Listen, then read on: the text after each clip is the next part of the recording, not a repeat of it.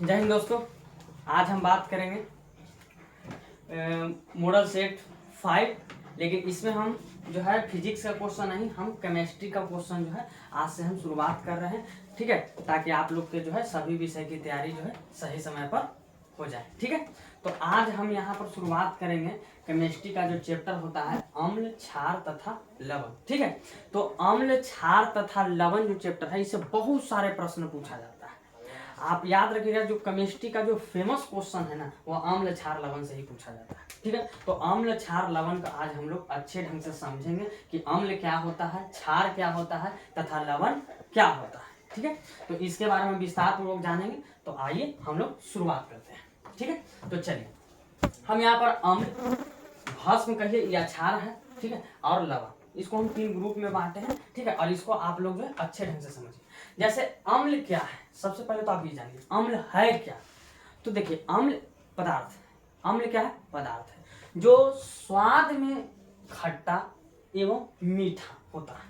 ठीक है, यानी कि अम्ल जो होता है अगर उसको आप स्वाद में जांचना चाहेंगे तो आपको स्वाद में या तो खट्टा लगेगा या मीठा लगेगा। ठीक है, याद रखिएगा।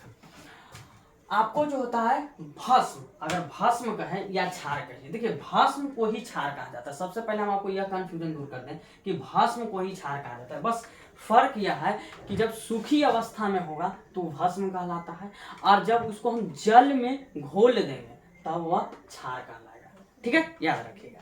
तो भस्म और क्षार में कंफ्यूजन मत होइएगा, भस्म या क्षार दोनों एक ही चीज है। और यह है लवण। ठीक, याद रखिएगा। तो अम्ल स्वाद में खट्टा एवं मीठा होता है। आपसे पूछा जाता है कि अम्ल स्वाद में कैसे होते हैं, मीठा होता है, खट्टा होता है, तीता होता है, कड़वा होता है, नमकीन। याद रखिए अम्ल स्वाद में खट्टा एवं मीठा होता है। ठीक है, भस्म स्वाद में कड़वा होता है। ठीक है, भस्म स्वाद में कड़वा होता है। ठीक, ध्यान रखिएगा। अब अम्ल जो होता है, आप दैनिक जीवन में बहुत सारे अम्लीय पदार्थों को आप खाते हैं। ठीक है, लेकिन आप पहचानेंगे कैसे कि अम्ल है कि भस्म है कि लवण है। तो याद रखिएगा अम्ल जो होता है, जैसे कि आप जो है कोई इमली खाएं तो इमली क्या होगा, इमली स्वाद में खट्टा होता है तो वह क्या हो जाएगा, अम्ल हो जाएगा। आप जो है कोई मीठा चीज खाएं, जैसे मिठाई खाएं, मिठाई क्या हो जाएगा, तो वह अम्ल हो जाएगा। ठीक है, आप सेब खाते हैं, संतरा खाते हैं, नींबू खाते हैं, ये सब क्या, ये सब अम्लीय पदार्थ, और इन सभी पदार्थों से क्वेश्चन बनता है। आप दही खाते हैं, वो भी अम्लीय पदार्थ है। ठीक है, याद रखिएगा। तो अम्ल में जैसे कि आपसे आगे बताएंगे हम आपको कि अम्ल जो है नींबू में कौन सा अम्ल पाया जाता है, दही में कौन सा अम्ल पाया जाता है, ठीक है, सेब में कौन सा अम्ल पाया जाता है। लेकिन सबसे पहले हम अभी समझ रहे हैं अम्ल, क्षार क्या है। ठीक है, चलिए।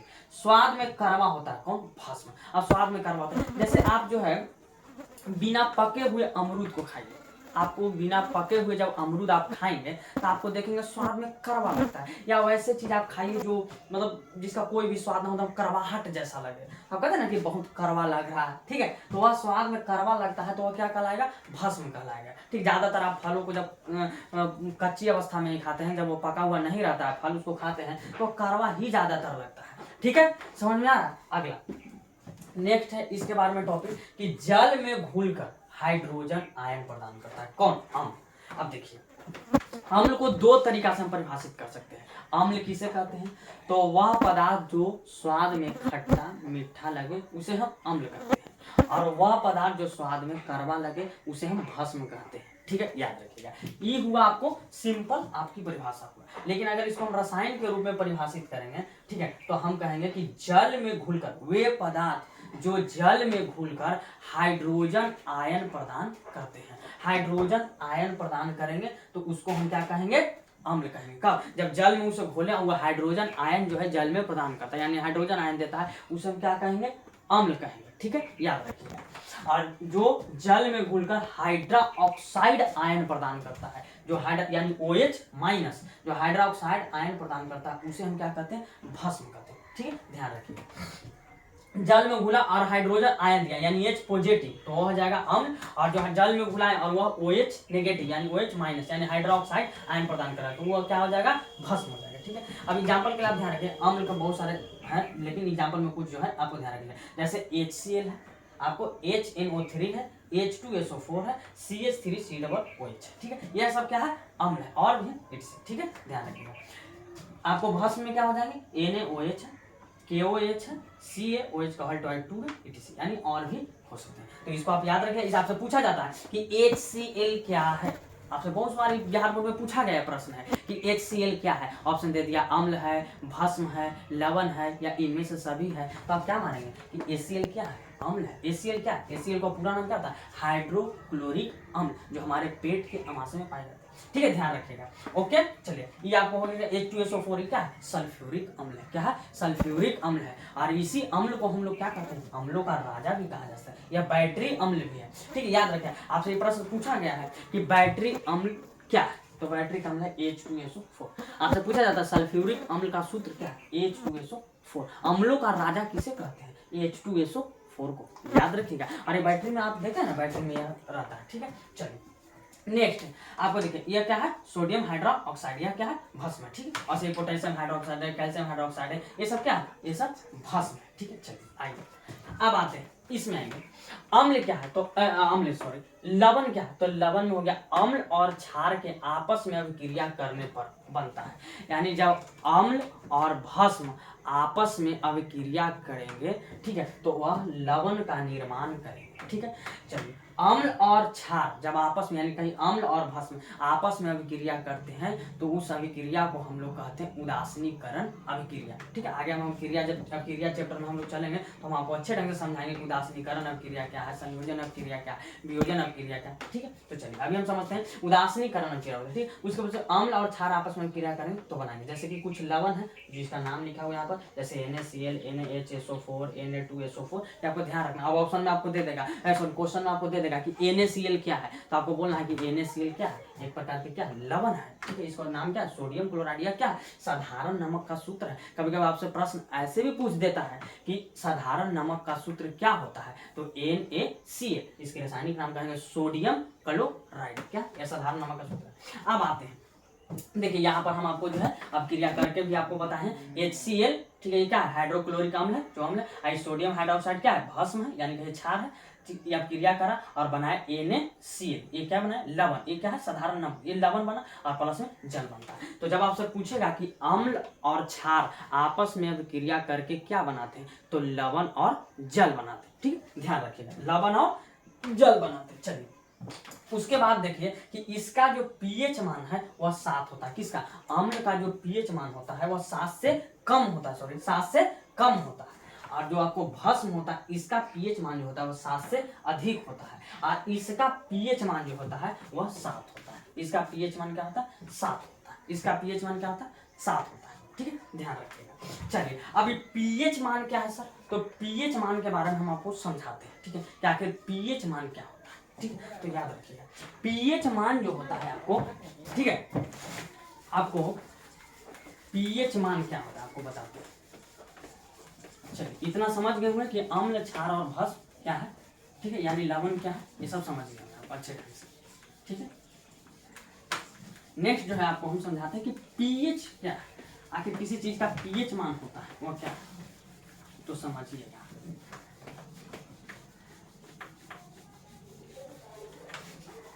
ठीक है, तो चलिए अब आपको हम पीएच वैल्यू समझाते हैं। ठीक है, कि पीएच वैल्यू क्या होता है। तो देखिए याद रखिएगा, जो पीएच होता है, पीएच क्या होता है, पीएच, पीएच स्केल, इसका पूरा नाम होता है पावर ऑफ हाइड्रोजन। क्या होता है, power of hydrogen, power of hydrogen, यानी कि हाइड्रोजन, इसको हम लोग हिंदी में क्या कहेंगे, हाइड्रोजन की शक्ति, हाइड्रोजन की शक्ति, यानी कि कोई भी विलयन में कितना हाइड्रोजन मौजूद है, हाइड्रोजन के आयन, इसी चीज को दर्शाता है यह पीएच स्केल। ठीक है, इसका शॉर्ट में पीएच स्केल कहते हैं, इसका पूरा नाम पावर ऑफ हाइड्रोजन। ठीक है, स्केल नापने का कोई चीज को हम लोग क्या कहेंगे, स्केल ही कहेंगे। चलिए इसमें एक से लेकर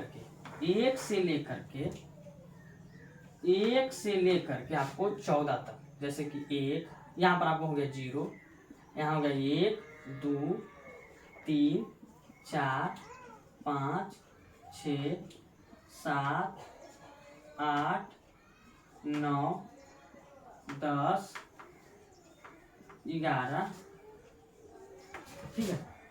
इसके बाद आओ देखिए, जैसे 12, 13, 14, यानी ये क्या है सर, ये पीएच स्केल है।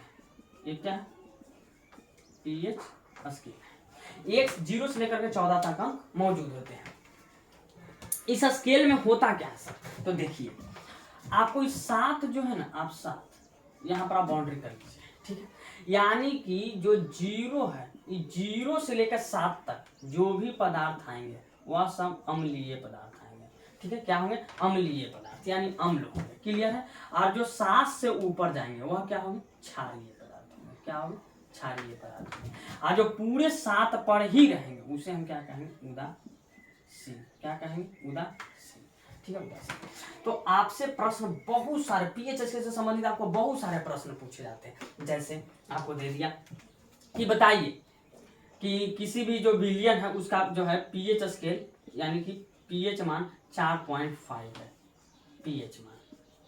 तो यह क्या होगा, यह अम्लीय होगा कि क्षारीय होगा कि उदासीन होगा। तो आप इसको क्या कहेंगे कि यह अम्लीय होगा, क्योंकि यह 7 से कम है, क्लियर है, ध्यान रखिएगा। अच्छा, अगर आपसे इसी प्रकार से पूछ दिया कि किसी का पीएच मान जो है, मान के चलिए 11 है, तो यह क्या होगा, अम्ल होगा, भस्म होगा या क्षार होगा, तो क्या होगा, भस्म होगा, यानी कहीं क्षार होगा, ठीक है, ध्यान रखिएगा, क्लियर है। चलिए, तो 0 से 7 के बीच में, मान लिया आप किसी विलियन को आप जो है पीएच स्केल से नापे और उसका जो है पीएच मान 0 से 7 के बीच आ रहा है तो वह अम्लीय पदार्थ होंगे, और अगर 7 से 14 के बीच में आ रहे हैं तो वह क्षारीय हो गए, यानी भस्मिक हो गए, और जो 7 पर आएंगे उदासीन, ठीक है, ध्यान रखिए। अच्छा, इस प्रकार से प्रश्न आपको पूछा जाता है कि इनमें से किस विलियन का पीएच के इनमें से कौन सा विलियन अधिक जो है अम्लीय होगा। आपको दे दिया ऑप्शन में कि 2 वाला, कि 5, कि 6, कि आपको हो जाएगा 4। तो आप क्या करेंगे, जिसकी पीएच वैल्यू जितना कम होगा वह पदार्थ अधिक अम्लीय होगा,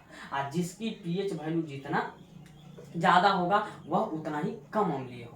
और क्षार में जिसका पीएच वैल्यू जितना कम होगा वह कम क्षारीय होगा, और जिसका पीएच वैल्यू जितना ज्यादा होगा वह अधिक क्षारीय होगा। उल्टा है, इसमें पीएच वैल्यू जितना कमेगा वह अधिक अम्लीय होगा, यानी प्रबल अम्ल होंगे, और इसमें पीएच वैल्यू जितना बढ़ेगा वह वह कम अम्लीय होंगे। और इसमें क्या होगा, जितना पीएच वैल्यू कम होगा तो वह कम होगा क्षारीय, ठीक है, और जितना पीएच वैल्यू ज्यादा होगा वह अधिक होगा क्षारीय। जैसे समझाते हैं आपको, मान के चलिए एक है जिसका पीएच मान आपको 1 दे दिया है, ठीक है, और एक ऐसा है जिसका पीएच मान 5 है। तो इनमें अधिक प्रबल अम्ल कौन होंगे, यह प्रबल अम्ल होंगे कि यह होंगे। तो याद रखिएगा, ये पीएच मान 5 वाला यह प्रबल अम्ल होंगे, क्या होंगे, सॉरी, ये पीएच 1 वाले क्या हो जाएंगे, प्रबल अम्ल होंगे, ठीक है, और यह दुर्बल, यह क्या होंगे, दुर्बल अम्ल होंगे। क्या होंगे, दुर्बल अम्ल, ठीक। इसी प्रकार से आपको हम दे दें कि एक का पीएच 10 है, ठीक, और एक का पीएच आपको जो है एक का पीएच आपको 8 है। तो इसमें अधिक कौन होंगे, तो ये 10 वाला जो है यह क्या हो जाएंगे, प्रबल, यह क्या हो जाएंगे, प्रबल क्षार हो जाएंगे, या कहिए भस्म, और यह हो जाएंगे आपको दुर्बल, यह क्या हो जाएंगे, दुर्बल क्षार हो जाएंगे, क्लियर है। यानी कि जिसकी पीएच वैल्यू अगर अम्ल वाला में ज्यादा होगा वह दुर्बल होगा, जितने कम होगा वो प्रबल होंगे। लेकिन क्षार में उल्टा है, जितना पीएच वैल्यू ज्यादा वह प्रबल क्षार, जितना पीएच वैल्यू कम वह दुर्बल क्षार। 7 होंगे, अगर पीएच वैल्यू 7 है, अगर पीएच वैल्यू 7 है तो विलियन उदासीन होंगे, विलियन उदासीन होंगे। इसी प्रकार से आपको एक प्रश्न पूछा जाता है, क्या पूछा जाता है बताते हैं कि शुद्ध जल का पीएच मान कितना होता है। आपसे एक प्रश्न पूछा जाता है, ये बहुत बार पूछा गया बिहार बोर्ड में कि शुद्ध जल का पीएच मान कितना होता है, शुद्ध जल का पीएच मान। तो आपको ध्यान रखना है, शुद्ध जल का पीएच मान 7 होता है, शुद्ध जल का पीएच मान 7। लेकिन अब शुद्ध देखिए, आप समझते हैं कि नल और कल से जो जल निकलता है वह शुद्ध होता है, नहीं, उसमें बहुत सारे बैक्टीरिया, जीवाणु, ठीक है, उसमें बहुत सारे जो है मिट्टी के कण, बालू के छोटे छोटे कण मिले हुए रहते, तो शुद्ध जल प्योर नहीं, यानी प्योर शुद्ध नहीं हो। शुद्ध जल अगर रहे तो उसका पीएच वैल्यू आप जब मापेंगे तो 7 ही आएगा पीएच स्केल पर। लेकिन वह जो जल आप जो कल से, नल से जो हम लोग अभी घरों में जो प्रयोग करते हैं वो प्योर शुद्ध जल नहीं होता, उसका पीएच वैल्यू जब मापिएगा ना तो वह 7 से कम होंगे, यानी अम्लीय होंगे। जब उसमें जीवाणु बैक्टीरिया से जो मिले रहते हैं जिसके कारण वह अम्लीयता प्रदान करते हैं जीवाणु बैक्टीरिया जल में, तो जल का पीएच वैल्यू क्या होता है, घटता है, यानी वो अम्लीय ज्यादा होते हैं। ठीक है, चलिए ध्यान रखेंगे, क्लियर। तो उम्मीद करते हैं कि आप पीएच स्केल समझ गए होंगे, ठीक है। पीएच स्केल का पूरा नाम पावर ऑफ हाइड्रोजन है, यानी हाइड्रोजन की शक्ति। पीएच स्केल पर 0 से 14 तक अंक होते हैं, ये भी ध्यान रखिएगा। 0 से 7 के बीच में अम्लीय पदार्थ को दर्शाते हैं, 7 से 14 के बीच में क्षारीय पदार्थ को दर्शाते हैं, 7 पर उदासीन। जितना पीएच वैल्यू 7 से कम होगा वो अधिक अम्लीय होगा, जितना आपको मतलब ज्यादा होंगे वह क्या होंगे, कम अम्लीय होंगे। जितना क्षार में ज्यादा होगा वह ज्यादा क्षारीय होंगे, और जितना कम होगा वो कम क्षारीय। 7 पर रहेंगे तो उदासीन। सूर्य जल का पीएच मान कितना होता है, 7। अच्छा, एक आपसे पूछा जाता है कि रक्त, आपको कुछ इंपॉर्टेंट आपको प्रश्न है जिसको हम बोल दे रहे हैं, जैसे कि रक्त, जो मानव खून है, रक्त का पीएच मान कितना होता है, आपसे पूछा जाता है रक्त का पीएच मान कितना होता है, 7.4 होता है। कितना होता है, रक्त का पीएच मान कितना होता है, 7.4 होता है। ध्यान रखिएगा, रक्त का पीएच मान कितना होता है, 7.4। आपको इसी प्रकार से पूछा जाएगा, जैसे हम कुछ आपको जो है पीएच वैल्यू यहाँ पर बता देते हैं, ठीक है। आप इसको ध्यान रखिएगा, कुछ चीजों के पीएच वैल्यू हम आपको बता देते हैं जो आपको बिहार बोर्ड की परीक्षाओं में बहुत बार पूछा गया, ध्यान रखिए। और दोस्तों याद रखिएगा, अगर आपको जो है इसी प्रकार से, अगर आपको इसी प्रकार से केमिस्ट्री, फिजिक्स या बायोलॉजी की आपको जो है तैयारी अच्छे ढंग से अगर करना है, तो हमारे चैनल साइंस की बात, इस पर सिर्फ साइंस की बात होगी, साइंस की बात को आप सब्सक्राइब करें, लाइक करें, और अगर कोई भी आपको किसी प्रकार की आपको समस्या हो तो कमेंट करें, और कमेंट में आप लिखें कि हाँ सर हमको इस प्रश्न को समझना है, या इस टॉपिक पर जो है आप वीडियो बनाइए, ठीक है। और याद रखिएगा, अभी तक हमारे जितने भी वीडियो इस चैनल पर डलाए हैं, अगर आप उसको नहीं देखें तो उसका लिंक वीडियो के डिस्क्रिप्शन में दिया गया है, आप वहां जाकर के भी देख सकते हैं, ठीक है। तो आइए हम आपको जो है कुछ जो है आपको पदार्थ है जिसका पीएच वैल्यू आपको बता देते हैं। जैसे आपको सबसे पहले पीएच मान, यहाँ पर पीएच मान दे रहे हैं, ठीक है। सबसे पहले आप इथी लिखिए, आप लिख लीजिए पदार्थ, यहाँ पर रहेगा पदार्थ, यहाँ रहे पदार्थ, और इधर लिख देते हैं हम पीएच मान, पीएच मान। अब देखिए, हम पदार्थ में पहला लिखते हैं रक्त, क्या लिखते हैं, रक्त। दूसरा लिखते हैं आपको, ठीक है, दूसरा आपको यहाँ पर लिख देते हैं अमाशय रस, क्या, अमाशय रस। तीसरा लिख देते हैं आपको शुद्ध जल, क्या लिखते हैं, शुद्ध जल, ठीक है। आपको चौथा लिख देते हैं दूध, आपको पेशाब, दूध आपका हो गया, पेशाब हो गया आपको, ठीक है। आपको अम्ल वर्षा हो गया, अम्ल वर्षा हो गया। उसके बाद आपको हो गया जाके पसीना, पसीना, टमाटर रस,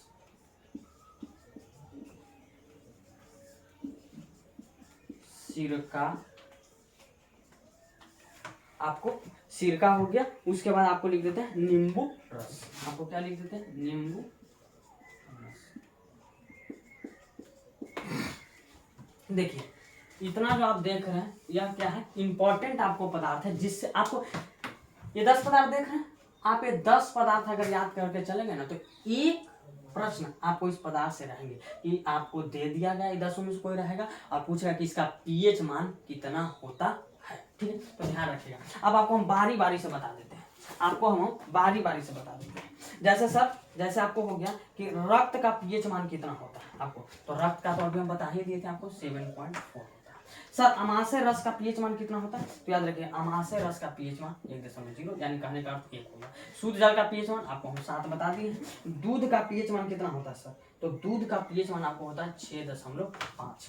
दूध का पीएच मान कितना होता है, कहाँ गया, 6.5, क्या, ये आपको शुद्ध जल यहाँ पर हो गया, अमाशय रस आपको यहाँ पर हो गया, ठीक है। अच्छा पेशाब, पेशाब का सर कितना होता है सर, तो पेशाब का आपका 6 होता है, क्या होता है सर, 6 होता है, ठीक है। उसके बाद आपको क्या है सर, अम्ल वर्षा, तो अम्ल वर्षा का कितना होता है सर, 5.6 होता है, 5.6 होता है,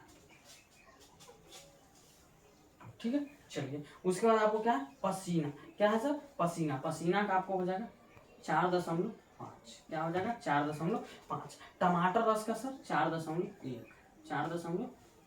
सिरका का सर 3, यानी कि 3.0, यानी 3। नींबू रस का सर 2.5, 2.5। अब बताइए, इससे ज्यादा आपको एक भी प्रश्न पीएच मान से नहीं पूछा जाएगा। रक्त का यानी खून का 7.4, अमाशय रस का 1, शुद्ध जल का 7, दूध का 6.5, पेशाब का 6, अम्ल वर्षा का 5.6, पसीना का 4.5, टमाटर रस का 4.1, सिरका का 3 और नींबू रस का 2.5। अच्छे याद रखिएगा, ठीक है। ये पीएच मान आपको याद रखना बहुत जरूरी है। चलिए एक चीज और आपको इम्पोर्टेंट हम बता देते हैं, ठीक है, ध्यान रखिएगा। यहाँ पर बता दे रहे हैं कुछ, जैसे सर आपसे पूछा जाता है कि टमाटर में कौन सा अम्ल पाया जाता है, ये आपको पदार्थ हो गया, ये आपको पदार्थ हो गया, और यहाँ पर आपका अम्ल हो गया। क्या हो गया? अम्ल हो गया, ठीक है। ये आपको पदार्थ हो गए और यहाँ पर आपको अम्ल हो जाएगा। क्या हो जाएगा? तो देखिए पहला है आपको टमाटर। टमाटर में क्या पाया जाता है सर? तो टमाटर में ऑक्जैलिक अम्ल पाया जाता है। कौन सा अम्ल पाया जाता है? ऑक्जैलिक, ऑक्जैलिक अम्ल पाया जाता है। क्या? ऑक्जैलिक अम्ल पाया जाता है। अच्छा, फिर सिरका। क्या सर? सिरका। तो सिरका में क्या पाया जाएगा आपको? एसिटिक। क्या पाया जाएगा? एसिटिक अम्ल पाया जाता है। ये आपको जो बता रहे हैं ना, इससे भी प्रश्न एक पूछेगा और आपको ही बता देना, ठीक है। दूध में या कहिए दही में, दूध कहिए या दही कहिए, इसमें क्या पाया जाता है सर? इसमें पाया जाता है आपको लैक्टिक। क्या पाया जाता है? लैक्टिक अम्ल पाया जाता है। क्या पाया जाता है? लैक्टिक। उसके बाद इमली। क्या? इमली। इमली में क्या पाया जाता है बताइए? टार्टेरिक अम्ल। टार्टेरिक अम्ल, टार्टेरिक अम्ल, ठीक है। उसके बाद क्या है आपको, क्या बच गया? टमाटर में ऑक्जैलिक, सिरका में एसिटिक अम्ल, दूध या दही में लैक्टिक अम्ल, इमली में आपको हो गया टार्टेरिक अम्ल। अच्छे, लाल चींटी में या चींटी के डंक में, इसमें पाया जाता है आपको फॉर्मिक अम्ल। क्या पाया जाता है? फॉर्मिक अम्ल। नींबू में सर, नींबू में क्या पाया जाएगा? नींबू में आपका पाया जाएगा सिट्रिक अम्ल। नींबू में क्या पाया जाएगा आपको? सिट्रिक अम्ल। नींबू में क्या पाए जाएंगे आपको, जल्दी बताइए। नींबू में आपको पाए जाएंगे सिट्रिक अम्ल। नींबू में सिट्रिक अम्ल, ठीक है। नींबू में आपको पाए जाएंगे सिट्रिक अम्ल। इसी प्रकार से आपको जो है सेब में क्या पाया जाएगा? अच्छा, चाय में क्या पाया जाएगा, ठीक है। देखिए चाय में क्या पाया जाएगा? चाय में टैनिक अम्ल। और सेब में क्या पाया जाएगा? मैलिक अम्ल। मैलिक अम्ल। देखिए इतना पदार्थ अगर आप याद करके जा रहे हैं तो इसमें आपको पूछेगा कि टमाटर में कौन सा अम्ल पाया जाता है, पूछा गया प्रश्न बहुत हुआ। सिरका में कौन सा, ये तो फेमस क्वेश्चन है आपका बिहार बोर्ड का, तो ध्यान रखिएगा। आप अगर इसको याद करके जा रहे हैं तो 1 नंबर आपको इससे कंप्लीट हो जाएगा और 1 नंबर आपको इस टॉपिक से कंप्लीट होगा। याद रखिएगा दोस्तों, अगर आप मेरे द्वारा पढ़ाए गए प्रश्नों को अगर अच्छे ढंग से गहन अध्ययन करके अगर आप बिहार बोर्ड की परीक्षाओं में आप जाते हैं तो याद रखिएगा आपको पढ़ाए गए मेरे द्वारा जो टॉपिक है वहां आपको हूबहू आपको परीक्षा के लिए आपको प्रश्न में लड़ेगा, ठीक है। लेकिन याद रहे आप हमारे वीडियो में जो बताए गए टॉपिक होता है इसको आप क्या करें, कॉपी पर नोट करें, ठीक है। नोट करके आप रिवाइज करें, ठीक है। और अगर किसी टॉपिक में आपको दिक्कत है या फिजिक्स के या केमिस्ट्री के या बायोलॉजी के तो कमेंट करके बताएं, हम उस पर नया वीडियो जरूर अपलोड करेंगे, ठीक है। तो दोस्तों आज के लिए इतना ही। अगर आपको हमारे द्वारा पढ़ाई गई वीडियो और आपको जो है हमारे पढ़ाने का तरीका अगर अच्छा लगा तो वीडियो को लाइक करें, सब्सक्राइब करें। जय।